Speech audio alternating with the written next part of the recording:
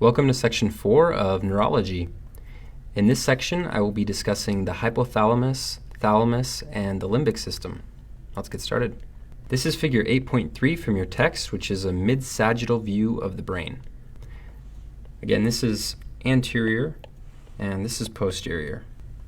In this image, we can clearly see the thalamus right here.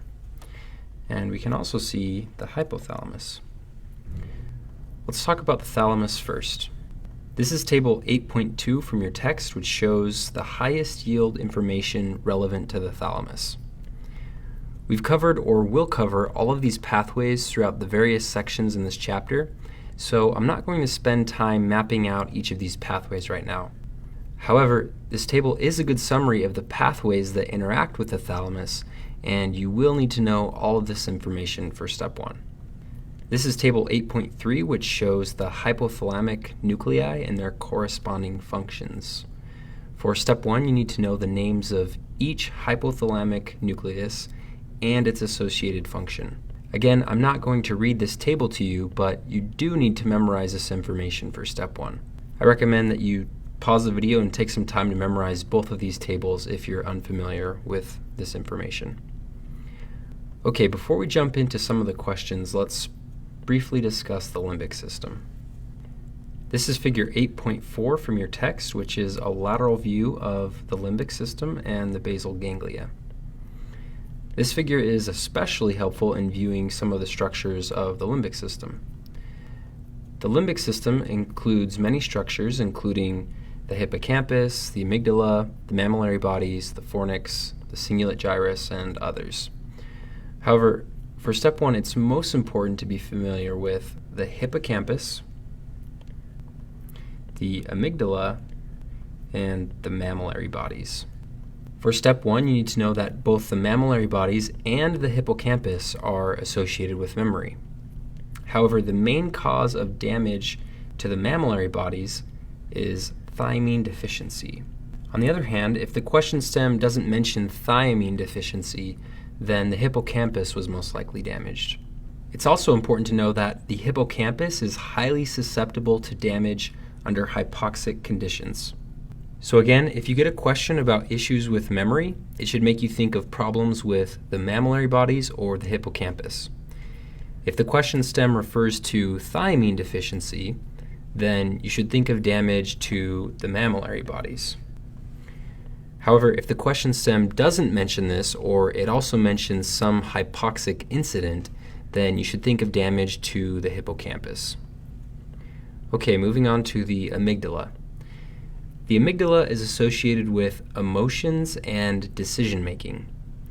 For step 1, you need to know that bilateral damage to the amygdalas results in hyperorality, hyperphagia, and hypersexuality. And this is a syndrome called Kluver-Bucy syndrome. Okay, let's see what your text says.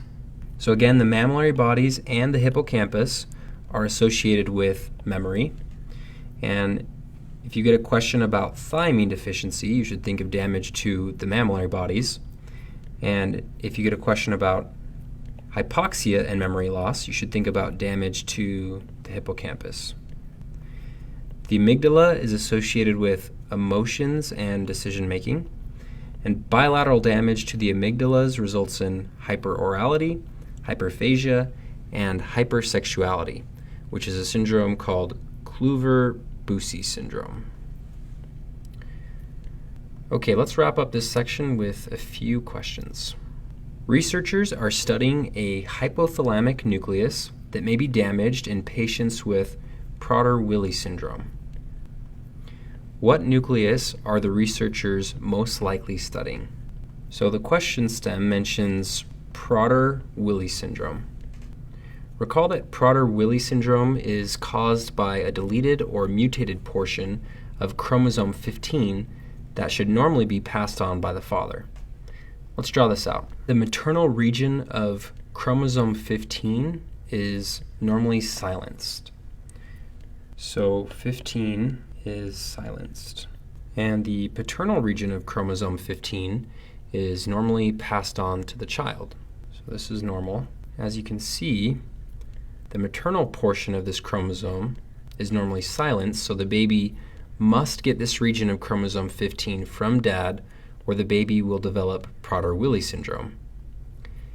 In this example, our patient has Prader-Willi syndrome, so we can assume that he has a silenced 15 from mom, and then a defective 15 from dad. So again, dad's chromosome is defective. In order to get this question right, you need to recall that symptoms associated with Prader-Willi syndrome include hyperphagia and obesity. This question is asking about what hypothalamic nucleus may be involved in this disorder. Recall that the ventromedial nucleus of the hypothalamus normally mediates satiety, or a sense of fullness. So if this nucleus is damaged, then patients will constantly feel hungry and overeat. So again, the ventromedial nucleus of the hypothalamus normally causes satiety. So you can imagine if this is damaged, then patients will constantly feel hungry. And because our patient is overeating, we can assume that the researchers are most likely studying the ventromedial nucleus of the hypothalamus.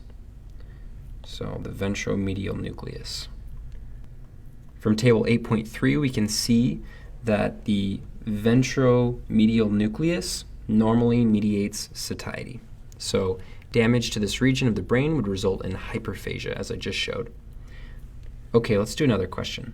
A 72-year-old female presents with loss of proprioception, vibration, temperature, and pain on the left side of her body. What thalamic nucleus is likely damaged? Okay, so in order to get this question right, you need to be familiar with the tracts that convey proprioception, vibration, temperature, and pain. Recall from section 2 that the spinothalamic tract, ST for short, conveys information about pain and temperature, and that the dorsal column, so DC for short, conveys information about proprioception and vibration. Both of these pathways synapse on the ventral posterolateral nucleus, or the VPL. In this case, we can assume that the VPL must be damaged because information from both tracts are affected. Because both of these pathways decussate or cross over to the opposite side of the body, we can assume that the right VPL must have been damaged. So again, the right VPL was likely damaged. From table 8.2, we can see that both the spinothalamic and dorsal column tracts convey their information to the ventral posterolateral nucleus of the thalamus. If this example was confusing, I encourage you to go back to section 2 and watch the videos about the spinal tracts. The goal here is not to focus on the spinal tracts, but the nuclei of the thalamus. Okay, let's do another question. A 28-year-old homeless man presents to the emergency department after being mugged. He repeatedly asks where he is and seems confused. Upon exam, you notice complete paralysis of the eyes. What region of the brain is likely damaged? Hopefully you notice several key components from the question stem. Our patient is homeless. He has memory problems, as we can see, because he repeatedly asks questions, and he has ophthalmoplegia, or paralysis of the eyes. This description should make you think of alcohol abuse resulting in vitamin B1 or thiamine deficiency. Recall that thiamine deficiency can result in a syndrome called Wernicke-Korsakoff syndrome. This syndrome results in several symptoms including memory loss, ophthalmoplegia, personality changes, and others. It's high yield to remember that in this syndrome, the mammillary bodies are damaged. And this explains the memory loss and the confusion. So again, the mammillary bodies are most likely damaged because this patient has thiamine deficiency. From figure 8.4, we can see the mammillary bodies right here. Okay, let's do one more question. A 24-year-old man recently returned from his first trip to Mount Everest. During his ascent, he became injured and lost several liters of blood. Since returning, he has had difficulty forming new memories. What region of the brain was likely damaged? So unless the question stem alludes to damage to the mammillary bodies, as we saw with the last example, memory loss should make you think of damage to the hippocampus. So we know that this patient has had difficulty forming new memories, and there's no sign of thiamine deficiency, so we should immediately think of damage to the hippocampus. Also recall that the hippocampus is highly susceptible to damage under hypoxic conditions. Because this patient was at high altitude, which we know because he was climbing Mount Everest, and we know that he lost several liters of blood, we can assume that he experienced severe hypoxia.